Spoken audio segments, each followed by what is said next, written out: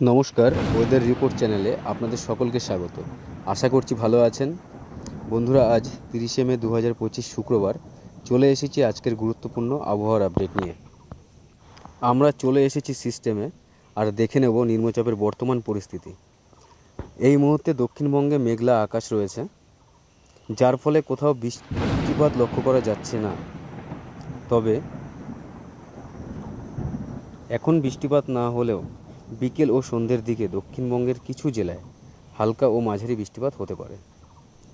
তবে উত্তরবঙ্গ, আসাম ও ত্রিপুরায় ভারী থেকে অতি ভারী বৃষ্টি লক্ষ্য করা যাচ্ছে এবং বাংলাদেশের কিছু জেলাতে ভারী বৃষ্টি লক্ষ্য করা যাচ্ছে।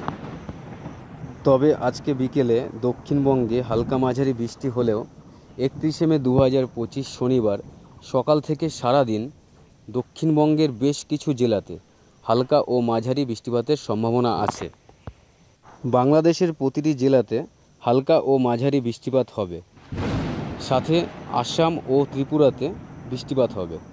1 জুন 2025 রবিবার সকাল থেকেই উত্তরবঙ্গ, দক্ষিণবঙ্গ, আসাম, ত্রিপুরা ও বাংলাদেশের প্রায় প্রতিটি জেলাতেই বিক্ষিপ্তভাবে হালকা ও মাঝারি বৃষ্টিপাত লক্ষ্য করা যাচ্ছে।